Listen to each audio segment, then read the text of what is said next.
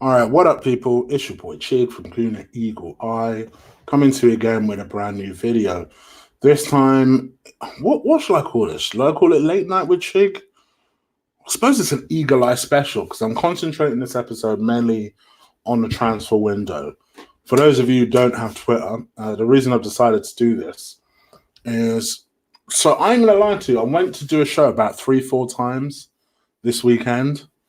And in each and every situation, I just changed my mind. I kind of thought there's a number of stories I could go with, and I just changed my mind and went a variety of different ways. And I just thought, you know what, on Monday, I'll address all of them in one fell swoop. And it's a good thing I did that because we had a further development, which was later on, which was earlier today, and that is Josh and Stan Kroenke in particular, who've basically come out and they've said that what I expected them, well, I say Josh and Stan Kroenke, it's coming from their team, which is via David Ornstein, who reports from The Athletic. And the belief is that unless that Arsenal are not planning to make any signings in the January transfer window, unless absolutely necessary, and they are unlikely to reinforce at centre-back this winter. I'm not surprised by this particular comments. And I guess a lot of people were wondering what I thought about it. You know, centre-backs being my speciality. First of all, I'd like to say, and I suppose this coincides with a story that I'm going to talk about in a second, for all those people who thought we would go back for Epamecano in January, your boy done told you. Like, your boy done told you. I said it, look at any show that I did throughout September, October, and people were talking about Epamecano this, Epamecano that. I'm like, do you really think Arsenal, after the money they just spent in the summer, are going to sanction another 60 million for Epamecano? The reason they went and got Luis is because they didn't get Epamecano. As dumb as that logic sounds, I knew that was their strategy. So there was no part of me that thought Arsenal are going to sanction another 60 million in January. It was never going to happen. In addition to the fact that I also knew Man City were looking for a defender. And let's be real here. If you're Epamecano, are you going to come to our punk ass or are you going to go to Man City? You're going to go Man City in a heartbeat, knowing you're going to play. And I've also said that I'm not too distraught by that because I think Canute, who's his defensive partner, his fellow French under-21 guy that plays for RB Leipzig, is the better player anyway. so I've never really been overly concerned with Epamecano coming to Arsenal because I honestly think the better player is the younger, taller, better with the ball Canute, who also plays for RB Leipzig. So RB Leipzig are going to get a ransack for that defense. So yeah, I think for me, it wasn't a massive surprise. Anyway, Ornstein, the reason this story is even a thing is Ornstein basically said it's probably a bit early to say, and a lot can change between now and then. And I know the plan was not to use January unless absolutely necessary. Despite Arsenal's defensive troubles, I don't sense a centre-back will be recruited in January, given the numbers they have and the arrival of Saliba next summer. Exactly.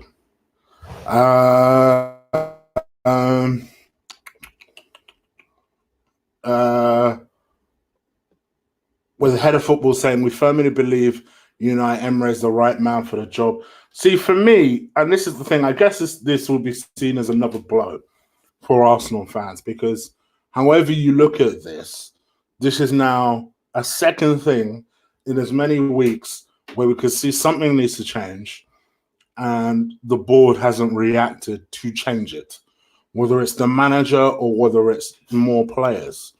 And I think from the board's perspective, you can't have both. I think potentially, this is controversial, if you get the right manager in, you could drag these lot to either win the Europa League or get top four. Controversial. But I honestly think if you get the right manager in, you could do it. But here's where I'm a little bit, where my body starts to itch a little bit. It's like, but at the same time, you're telling me that you are looking at that situation, you are not going to relieve the man of his duties, and you're not going to give him assistance. Something has to change.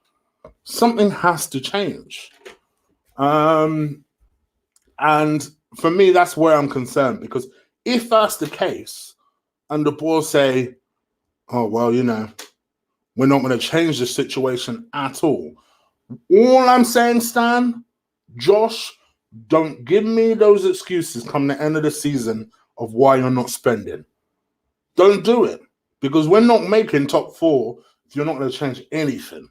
Anything? You're looking at this situation and you're not going to change anything? Don't come with them excuses come the end of the year then.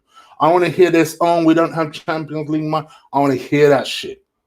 If you are looking at this situation and you are not going to be like a ruthless club would do, look at Chelsea. Listen, I can't stand Chelsea, but just look at the way they are ruthless with it when it comes to managers. Sorry, won them a cup last season and they were still like, nah, get rid. And yeah, I know Sorry technically was bought out of his contract so he could go to Juventus. Mark my words, my man was edged out of the door way before Juventus came sniffing. The Juventus thing was just happy timing. So, to me, I just feel like Arsenal, this is why you can't complain about AFTV or Troops or whoever that is making noise, because when you're looking at this situation and you don't feel like action is needed, that's where frustration comes in. That's when people start losing their minds. That's when people start booing people and winding up the players like they probably shouldn't. I'm highly critical of players. I'm highly critical of the club. Having said that, I will never boo. That's just not my style. But I'm only speaking for me personally. Other people are not like that. People will get so angry that they feel like booing. But you don't give them reasons to not. How can you look at our situation and think, nah, you're good? What? And this is what I'm saying. I don't want to hear no excuses come the end of the year that, oh, we're not in the chat. I don't want to hear that. People, don't come to me end of the year and say, oh, well, Chig, what do you really expect? Arsenal not in the Champions League? No, because they had the option to solve this situation. Because how you solve it, to me, I'm not too fussed, personally, about bringing in fresh players. I know that sounds controversial, right? I don't think the answer is fresh players. I think the answer is getting rid of the manager. If you want me to be real, getting rid of that manager is the answer. And don't get it twisted. There's a lot of dead wood in there. Your Mustafis, your Granit Xhakas, your Kolasinacs, your Kolasinacs. There was some dead wood in there. Don't tell me that team ain't good enough to get top four. Making Leicester look, I've been hearing people sucking off Leicester for the last couple of weeks. And Leicester, don't get me wrong, I love their midfield. Their midfield is fantastic. Their defense is pretty good. But they're not, people are treating them like they're in the Man United in the 1990s. What's going on here? Chelsea, the amount of people that at the start of the season were rubbishing Chelsea off. Now again, people are sucking off Frank Lampard like he's the next coming. And I'm like, bruh, they're not that good. They're not, when you really take a step back, and I know people are looking at me like I'm sniffing bone. If you take a step back and look at this squad on talent, forget form, talent. This squad is not better than us. I don't care what anyone says. They're a bunch of hard-working kids, most of that Chelsea squad. Okay, when our kids are on point, they're not that much hard-working than us. When our kids are well-drilled, they're not much more hard-working than us. But we just have a useless manager that doesn't know what he wants to do. At the start of his Arsenal tenure, he was pressing. I thought, okay, all right, I'm all about that pressing life. Then he went away from that and then decided he'd do this kind of half part the bus, half press thing. And it was kind of confusing the opposition because it was confusing us, so it kind of worked. And then we started coming towards the end of that unbeaten run. Now, I have no idea what kind of football we play. I legitimately, and Lee will tell you this, right? As we start to edge towards the weekend, you start to think about your preview and the things that you want to say and, predictions, and you start looking out for team news and press conferences. And, a lot of people think that we just rabbit on for no reason. We look at research and things like that, right? And I honestly don't know what the fuck is going to happen on Saturday. I honestly don't know. I could not tell. I have no idea. Because this club and the way this team are set up at the moment, I have no idea. Because it all depends on the way Emre wants to take this approach. Should we slap Southampton at home? Of course. But let's be honest here, and people will forget, Southampton is not normally the easiest game for us at the Emirates at the best of times. Never mind now. I know this is a team that just lost 9-0. I know that. But if anyone feels like getting on Santa Claus mode around Christmas time, and we're not that far away now, it's Arsenal. It's Arsenal. Oh, you need a goal, brother. Arsenal will gift wrap you one. And a lot of it, and everybody, and as we edge towards that 3:00 mark on Saturday, people are thinking, boy, what kind of team is Emery going to roll out? What's the starting lineup going to be? Is Kolasinac going to inexplicably play on Saturday? What sort of defense is he going to have on? Is he going to continue with this David Luiz Socrates partnership, even though it's clear for everybody to see that this partnership does not work? Is Torreira going to play up front rather than his actual position? And listen, I don't think Torreira is all that. You guys know it. I've gone on record on saying that. I think he's a good player. You guys treat him like he's the next coming of Kante. No, I don't think so. Not in my personal opinion. I think he's a good player. That's it. Right? But at the same time, you don't give the kid half the chance to become something good, to become something special, because you want to, for some stupid reason, play him further as a number 10. Meanwhile, and don't get me wrong, I'm not his biggest fan, but you've got Mesut Ozil, who plays that position naturally, sometimes don't even get on the bench. The logic baffles. It baffles. The way Emery is, I bet any money now, Xhaka starts on Saturday. Any money you like, Xhaka starts on Saturday. Just because Emery.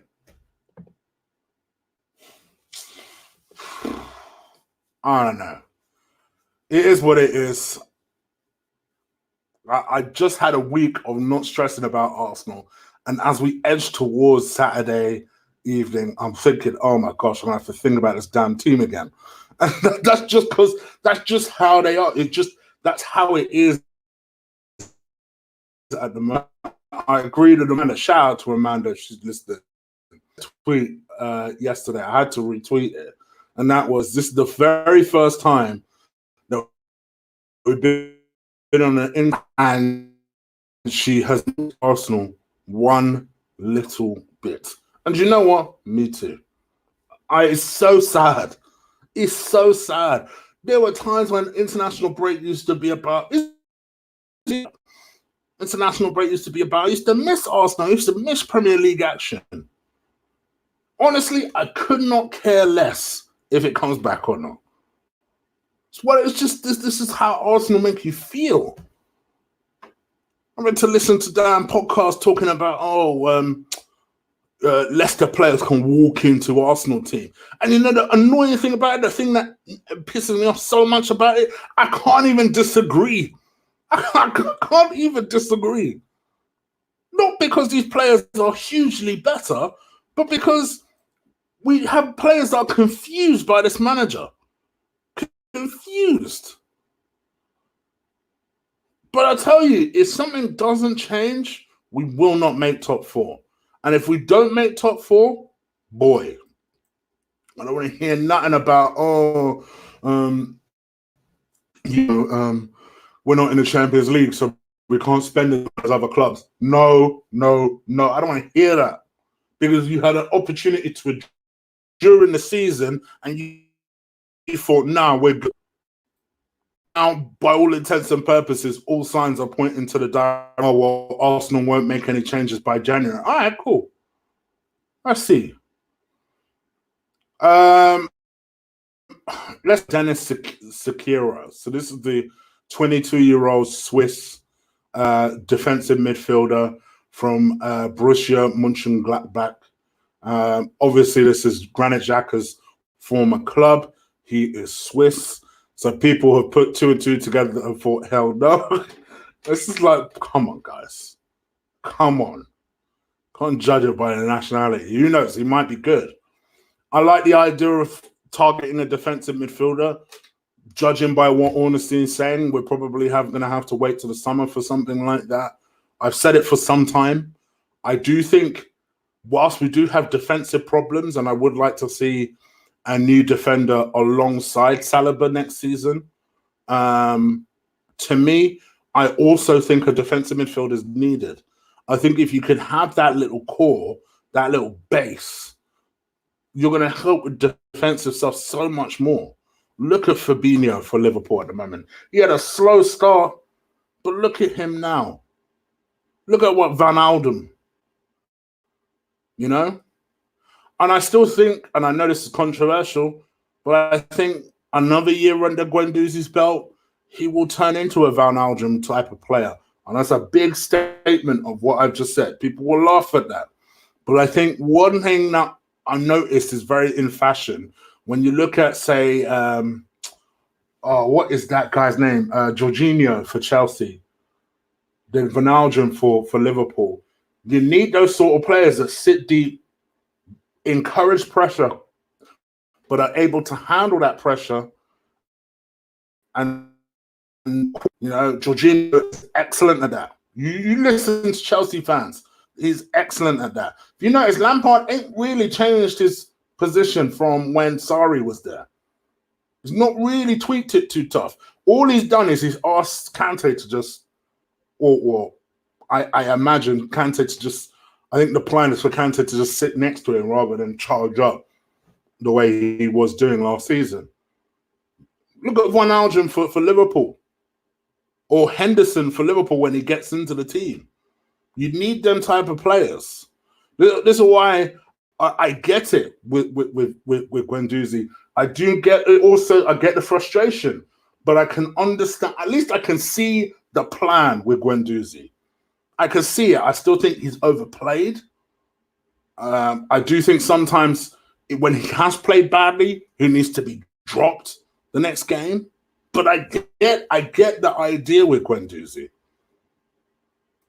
So for me, I just want a defensive midfielder that's going to do the job, because I don't think long-term Torreira is that guy.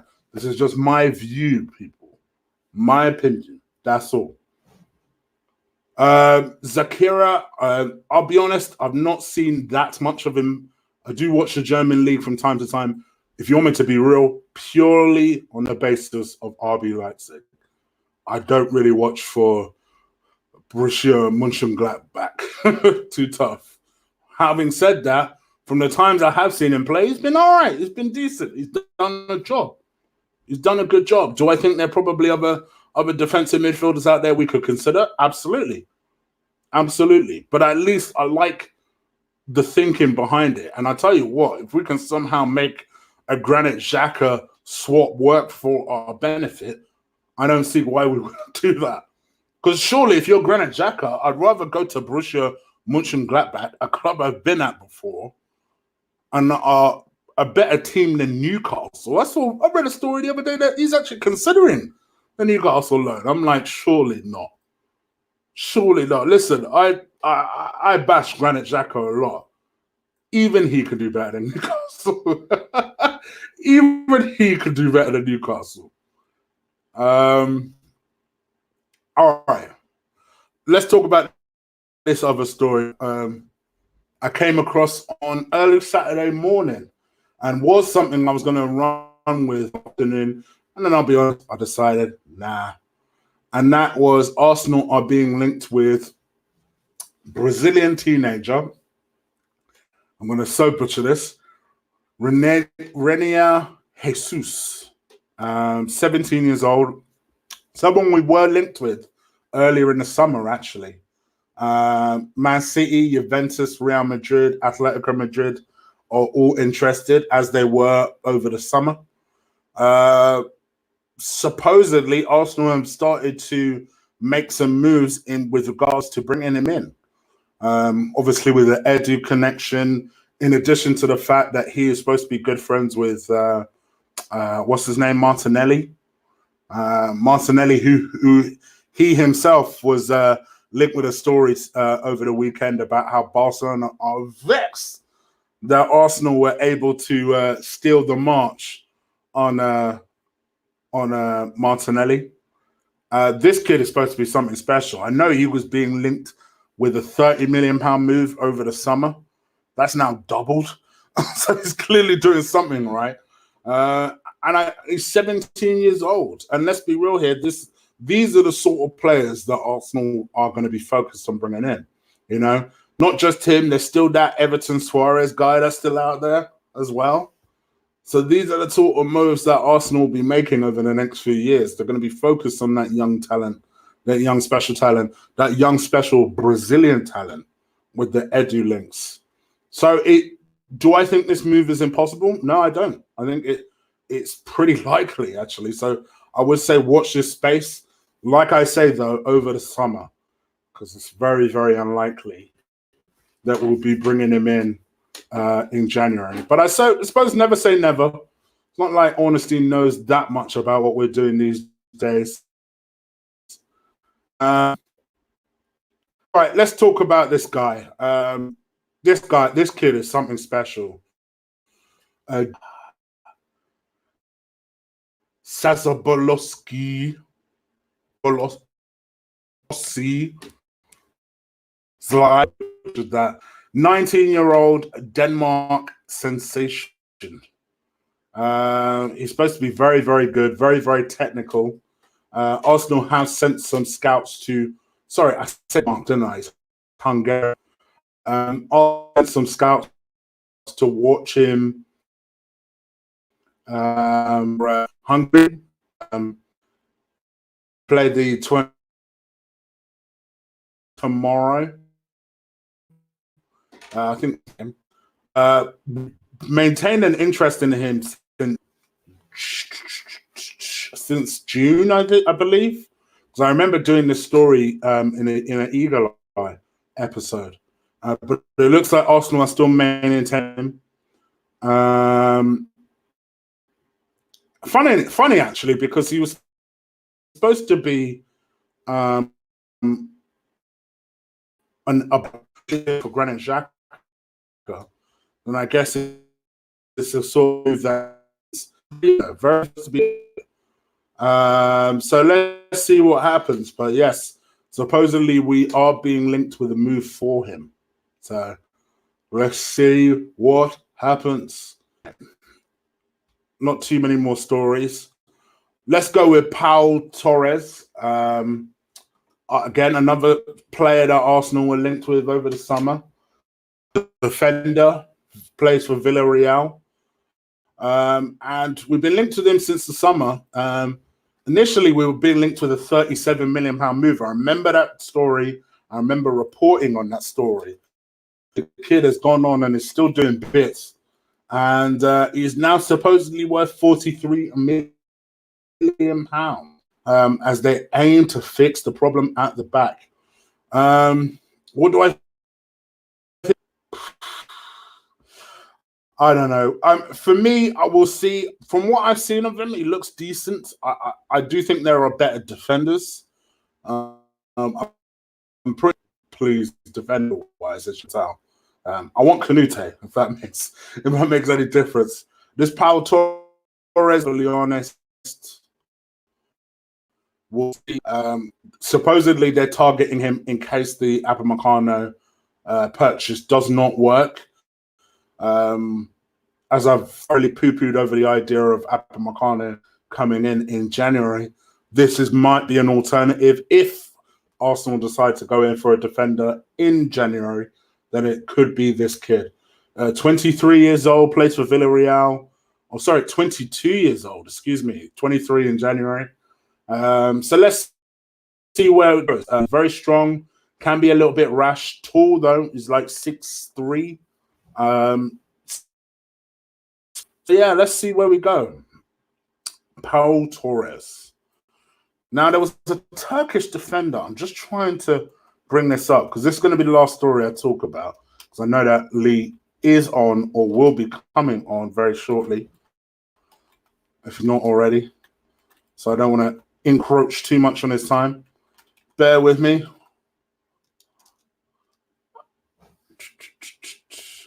Arsenal being linked with Maria.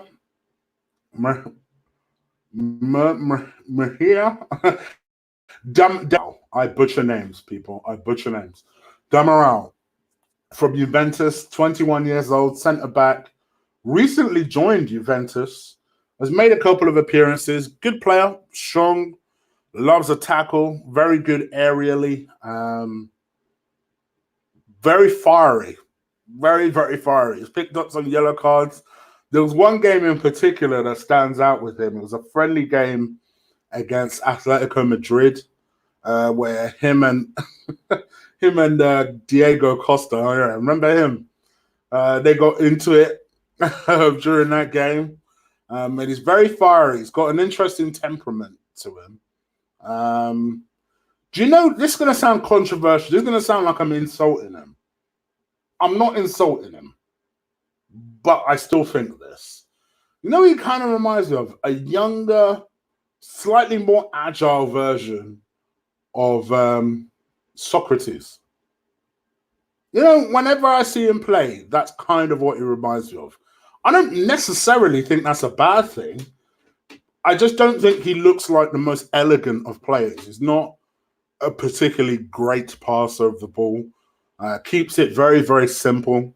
Marshals the defense very well. Looks very vocal. Very strong, so I think would adapt to the league very well.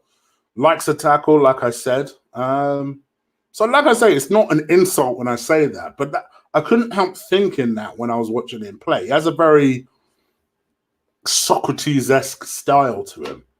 So yeah, interesting buy.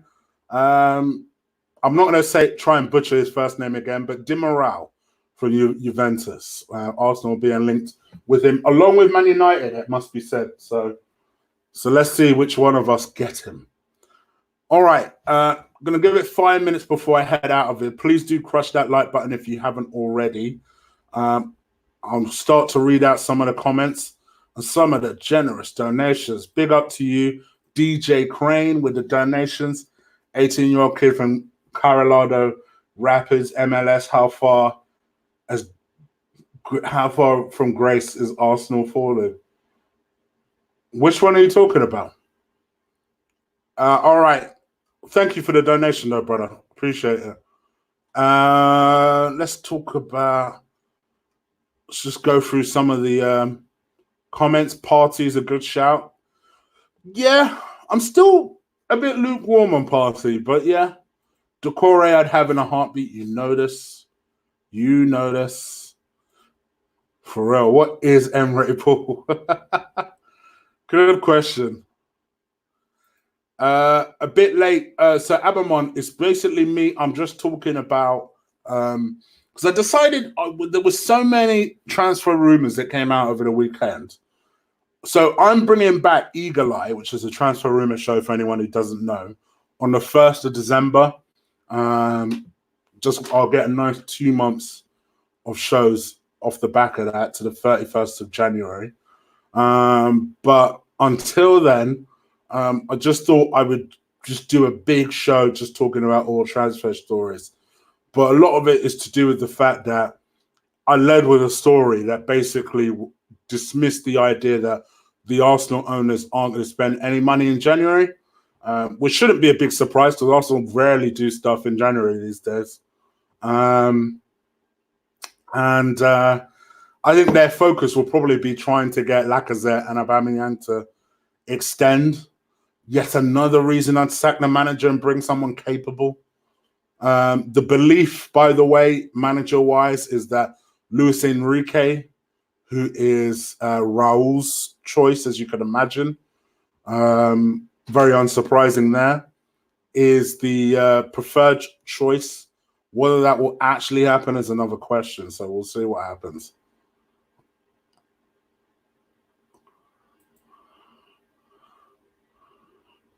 All right. 3 more minutes and I'm out of here, guys. 3 more minutes. I won't be watching league games, only Europa League until Emre goes. Gosh damn, Archie.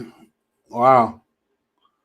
Don't lose your shit today, Chig. Save the energy for Saturday. Quartet, I take Wenger back over Emre. Goodness gracious, it's really got to that stage with people. Archie, you're probably not wrong. I just don't want to say it out loud. Bring in Jose, Marco Rose, best lineup coming up in Europe. F having Jose. Favorite RB Leipzig player, Canute. I'm a nerd. I like centre backs. Ndidi is more of a Torreira replacement. I think he does the job better than Torreira, personally. There's no way it could be lagging. No way. I've got my super fast internet in place. Okay. All right, guys. Do you remember when fanbase said Torreira is better than Fabinho, Jim? Ben, no comment. Anyway, I hope you guys are enjoying it. Please do stick a like on this video. I know that I'm running over, so I'm going to let Lee do his thing. Go join him. Go let him know that I sent you. Go support him. Go like his video. Hit that subscribe button before you go. Hit that like button of mine before you go. And I'll be back tomorrow. No, I will not be braving my preview. I'll be going back to my late night Chigs. So, yeah, that's pretty much that. Take care. I will see you tomorrow. I'm out of here. Go to Lee's channel. Peace.